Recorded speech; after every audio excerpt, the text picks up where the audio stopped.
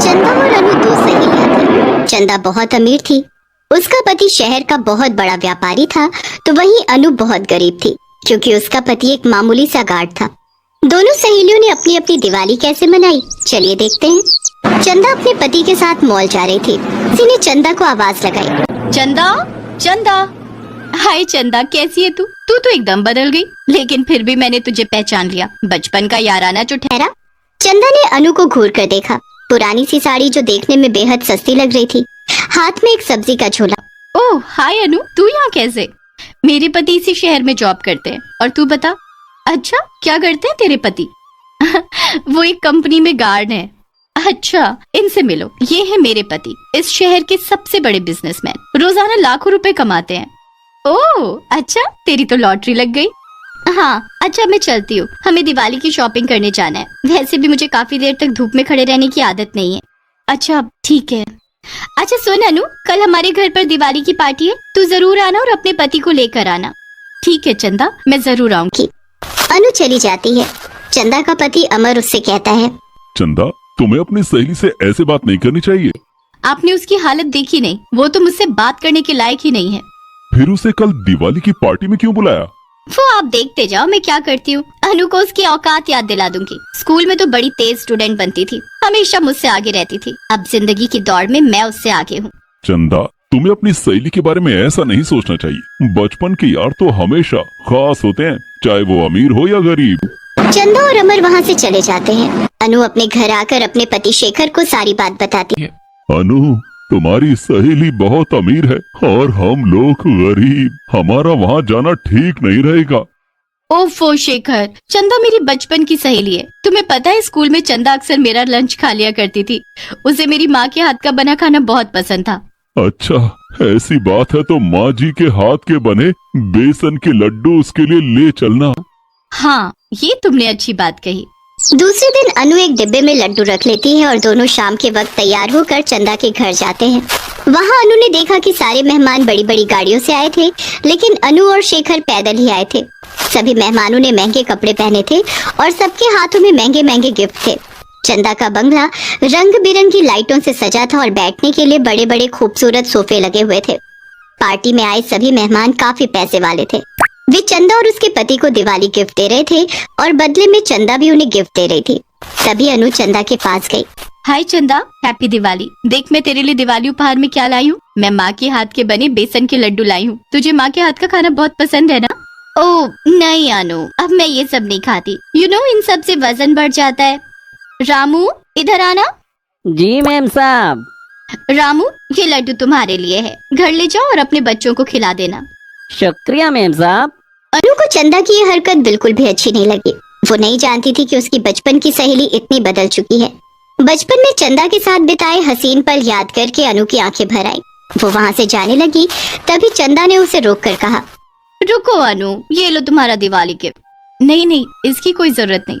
अरे जरूरत कैसे नहीं, इसमें तुम दोनों के लिए अच्छे अच्छे कपड़े हैं, दिवाली पर पहन लेना। तुम्हारी हालत देखकर तो लगता है कि तुम दिवाली पर नए कपड़े नहीं खरीद पाओगी। तुम्हारी इतनी हैसियत का, ये कपड़े तुम दोनों के काम आएंगे। और हाँ, खाना खाकर जाना, 5 स्टार होटल से मंगवाए हैं। तुम्हें कहाँ नसीब होता होगा ये सब।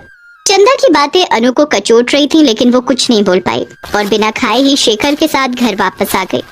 चंदा ने आज बता दिया कि अमीर और गरीब के बीच की खाई कितनी गहरी होती है। दिल छोटा मत करो अनु, जरा देखो तो इस गिफ्ट में क्या है। शेखर ने जब गिफ्ट खोलकर देखा तो उसमें कुछ पुराने कपड़े थे जो शायद चंदा और अमर के थे। चंदा मेरी इतनी बेइज्जती करेगी मैंने कभी सपने में भी नहीं सोचा था। उसने मुझे दिवाली उपहार में अपने पुराने कपड़े दे दिए। मैंने तो तुम्हें पहले ही मना किया था, लेकिन तुम्हें बचपन की दोस्ती वहाँ खींच कर ले गई थी। जाने दो, जो हुआ वो भूल जाओ। ये अमीर लोग ऐसे क्यों होते हैं? नहीं, सारे अमीर लोग ऐसे नहीं होते हैं। मेरे मालिक तो बहुत अच्छे हैं। दरअसल पार्टी में चंदा ने शेखर को अपने पति से नहीं मिलवाया था, इसलिए शेखर अमर के बारे में नहीं जानता था कि वो चंदा का पति है। उधर पार्टी खत्म हो जाने के बाद चंदा ने अनु को फोन किया। अनु, कल दिवाली का त्योहार है, मैं और मेरे पति गरीबों को कुछ सामान बांट रहे हैं। तुम चाहो तो अपने पति के साथ आ सकती हो। बस चंदा, तुमने मुझे बहुत उपहार दे दिया, अब किसी चीज की जरूरत नहीं है। अमर चंदा को अनु से ये सब कहते हुए सुन लेता है। चंदा, तुम्हें नहीं लगता कि तुम सारी हदें पार कर रही हो? अपनी सहेली के साथ कोई ऐसा बर्ताव करता है क्या? दिवाली का त्योहार सबके लिए एक जैसा होता है, चाहे कोई अमीर हो या गरीब। मैं कुछ गलत नहीं कर रही हूँ, इन गरीब लोगों के साथ ऐसा ही करना चाहिए। दूसरे दिन दिवाली का त्योहार था। अनु अपने घर की सफाई खुद कर रही थी तो चंदा के नौकर उसके घरों को फूलों से सजा रहे थे। चंदा अपने पति के साथ गरीबों को सामान बांटने में व्यस्त थी। इधर अनु का पति दिवाली के दिन भी ड्यूटी पर था और अपनी कंपनी के फैक्ट्री की रखवाली कर रहा था। चंदा और अमर अपने बंगले के बाहर गरीबों को सामान बांट रहे थे, तभी अमर के फोन की घंटी बजी। हेलो, कौन? हेलो अमर जी, मैं थाने से थानेदार संबल सिंह बोल रहा हूँ। कुछ बदमाशों ने आपकी फैक्ट्री में जलते हुए पटाखे फेंक दिए थे, जिससे आपकी फैक्ट्री में आग लग गई थी। क्या ये सब कैसे हुआ? कब हुआ? मेरी फैक्ट्री जल गई क्या? उसमें लाखों का सामान रखा था, मैं तो बर्बाद हो जाऊंगा। घबराने की कोई बात नहीं है, फैक्ट्री को कोई नुकसान नहीं हुआ है। आपके गार्ड ने फौरन फायर ब्रिगेड को बुला लिया और आग बुझा दी गई है। अमर सारे काम छोड़कर थाने जाने लगा। अमर, कहाँ जा रहे हो? किसी ने हमारी फैक्ट्री में आग लगा दी थी, लेकिन गार्ड ने फैक्ट्री को जलने से बचा लिया। मैं थाने जा रहा हूँ। मैं भी आपके साथ चलूंगी और उस गार्ड का धन्यवाद करूंगी जिसने हमारी फैक्ट्री जलने से बचाई है। वे थाने पहुंचते हैं। वहां चंदा ने देखा कि वो गार्ड कोई और नहीं, अनु का पति शेखर था। उसे देखकर चंदा शर्म से पानी पानी हो जाती है। चंदा शेखर से माफी मांगती है। मुझे माफ कर दो शेखर, मैंने उस दिन आपकी और अनु की बहुत बेइज्जती की और आज आपने हमारी फैक्ट्री जलने से बचा ली। अगर आज हमारी फैक्ट्री जल जाती तो हमारा बिजनेस डूब जाता और हम सड़क पर आ जाते। चंदा, तुम शेखर को कैसे जानती हो? ये अनु के पति हैं। ये दोनों दिवाली पार्टी वाले दिन हमारे घर आए थे। मैंने इन्हें जानबूझकर आपसे नहीं मिल पाया था। ओह, तो ये बात है। शेखर मेरी फैक्ट्री का सबसे ईमानदार गार्ड है और आज तो इसने जो किया है उसके लिए इसे इनाम जरूर मिलना चाहिए। हाँ, इनाम तो जरूर मिलना चाहिए। नहीं साहब, मुझे इनाम नहीं चाहिए। मैं एक गार्ड हूँ और फैक्ट्री की रखवाली करना मेरा फर्ज है। नहीं शेखर, अब तुम सिर्फ एक गार्ड नहीं हो, आज से तुम मेरे बिजनेस पार्टनर हो।